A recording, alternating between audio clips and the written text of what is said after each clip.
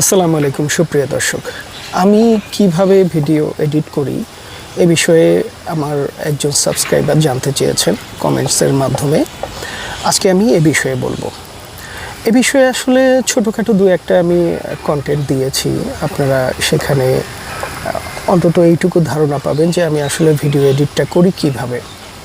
তো বেসিক্যালি আমি আসলে কোনো কম্পিউটারে ভিডিও এডিট করি না, আমি আমার মোবাইলেই ভিডিও এডিট করি। আমি সেক্ষেত্রে আমি বিশেষ করে DJI Pocket 2টা আমার কাছে যেটা আছে, এটার জন্য আমাকে Pocket 2-র জন্য ফুটেজটাকে রিসাইজ করার জন্য আমাকে DJI Mimo অ্যাপটি ব্যবহার করতে হয়। তো এটা সম্পর্কে আমিও জানতাম না, মিমো অ্যাপটি যে এত পাওয়ারফুল। যদি আমি DJI Pocket 2টা ইউজ না করতাম তাহলে আমি জানতাম না। এখানে আমার ডিভাইসে যখন আমি ফুটেজটা নেই DJI Pocket 2 থেকে ভিডিও করার পর যখন আমি ফুটেজটা নেই, তখন এটাকে আমি কালার গ্রেড করা লাগলে করি, কাটসাট করা লাগলে করি। করার পরে আমি দেখা যাচ্ছে রেন্ডার দেওয়ার পরে দেখি আমার high quality high efficiency render হয়েছে, যেটা আমি হয়তো ক্যাপকাট দিয়ে, ফিল্মোরা দিয়ে বা VN এডিটর দিয়ে করলে হয়তো এতটা কোয়ালিটিফুল হতো না, অনেকটা ডিক্রিজ হয়ে যেত। আমি দেখলাম যে DJI এই অ্যাপটা করছে মূলত তাদের ফুটেজটাকে তাদের অ্যাপস দিয়ে রিসাইজ করে রেন্ডার দিয়ে সেটাকে ফাইনালি ভালো কোনো এডিটিং অ্যাপসের মাধ্যমে আর কি এডিট করে যে কোনো কাজে লাগানোর জন্য মূলত এই জন্যই অ্যাপসটি করেছে।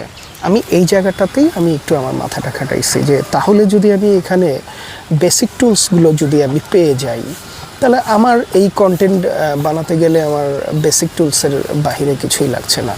হয়তো কালার এডিটের যে ফিল্টারগুলো সেগুলোও থাকছে, তারপরে অ্যাডজাস্টের যে টুলসগুলো সেগুলোও থাকছে, স্পিড র্যাম্পিং অপশন পাচ্ছি, তারপরে আপনার হচ্ছে কাটাকাটি করা, এটা তো প্রাথমিক, এটা তো আসলে সব অ্যাপসেই থাকে।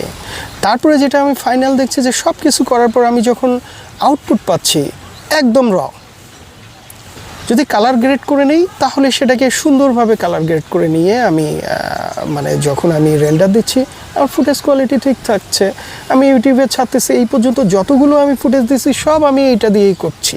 দু একটা ফুটেজ প্রথমের দিকে আমি VN এডিটর দিয়ে ক্যাপকাট দিয়ে করছিলাম, তারপরে যখন আমি দেখলাম এটা আমি ফুল সাপোর্টটা পাচ্ছি, আমি এটাতে শিফট হয়ে গেছি।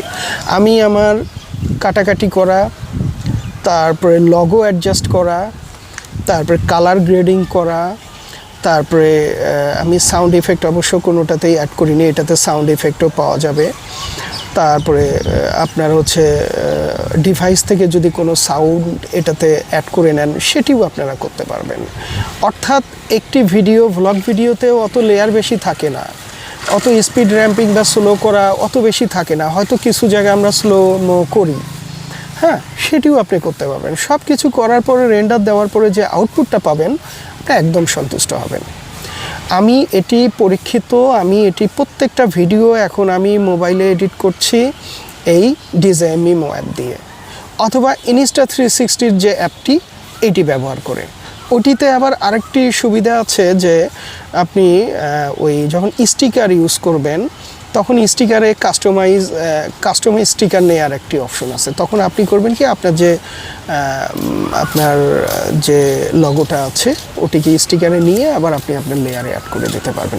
এই অপশনটা আবার DJI Pocket 2-তে নাই, Mimo অ্যাপে নেই। আর সবচেয়ে বড় কথা, লগো আসলে এখন লাগানো প্রয়োজন হয় না, কারণ আপনার যে চ্যানেলের যে লগোটা ওটিকে আপনি স্ক্রিনে আপনি শো করাতে পারছেন। কেন এটি আলাদা করে করবেন? যত নিট অ্যান্ড ক্লিন ভিডিও দেওয়া যায়, হয়তো কিছু ইনফরমেশন দেওয়ার জন্য লেখালেখি দিতে হবে, সেটা টাইটেল টেক্সটে গেলে আপনি DJI Mimoতেও পাবেন, অন্য কোনো ইয়াতেও পাবেন, এবং সেখানে প্রিবিল্ট অনেকগুলো ফন্ট আছে, আপনি ডিজাইন করতে পারবেন, কালার করতে পারবেন, কাস্টমাইজের জন্য যথেষ্ট অপশন দেওয়া আছে। তো একটি ভিডিও সাধারণত দেখবেন যদি VFX-এর কাজ না করা লাগে তাহলে আপনি এই অ্যাপস দিয়ে সুন্দর করে রেন্ডার এডিট করে রেন্ডার দিয়ে আপনি আপনার ফুটেজটা আপনার ইউটিউবে আপলোড দিতে পারবেন। এবং ইউটিউবের যে কম্প্রেশন, এটার মধ্যে ফুটেজের এতটুকু লস হবে না, আপনাকে লস গুনতে হবে না এবং ভালো ফুটেজ পাবেন। তো আমি এইভাবেই করতেছি, যতদিন আমি এডিট করব মোবাইল দিয়ে আমি এইভাবেই করব। পিসিতে এখনও আমি করতেছি না, কারণ আমার সাদামাটা ভিডিও যাচ্ছে। আমি আস্তে আস্তে যখন মানে আমি শিখছি, আমি নিজেও লার্নিংয়ের ভিতর দিয়ে যাচ্ছি, যে আমি আস্তে আস্তে নিজের স্কিলটাকে ডেভেলপ করছি। আমি জানি গ্রাফিক্সের কাজও টুকটাক জানি, ভিডিও এডিটিংও জানি, অ্যাডোবি প্রিমিয়ার প্রো, দাভিন্সি রিজলভ আমি মোটামুটি চালাই।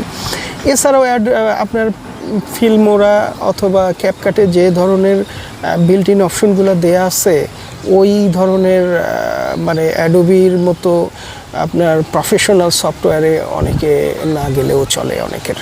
অনেকের যদি চিন্তা থাকে যে না, আমি নিজের ভিডিও নিজেই এডিট করব, আমার ভিডিও এডিটিংয়ে প্রফেশনালি চিন্তাভাবনা নেই, তাহলে আপনারা এই মোবাইল দিয়েও এডিট করে আপনারা ফুটেজ কোয়ালিটি খারাপ পাবেন না। আর যদি কম্পিউটারে করতে পারেন তাহলে ওই অ্যাপসগুলো তো আছেই। তো মিমো অ্যাপ আবার আপনি ল্যাপটপ বা কম্পিউটারে ইউজ করতে পারবেন না, এটা অ্যান্ড্রয়েড অথবা আইওএসের আইফোনের জন্য বা আইপ্যাডের জন্য।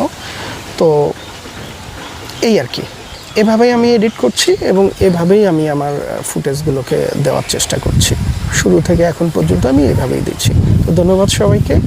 এই বিষয়ে আপনারা যথেষ্ট ক্লিয়ার একটি ধারণা পেলেন।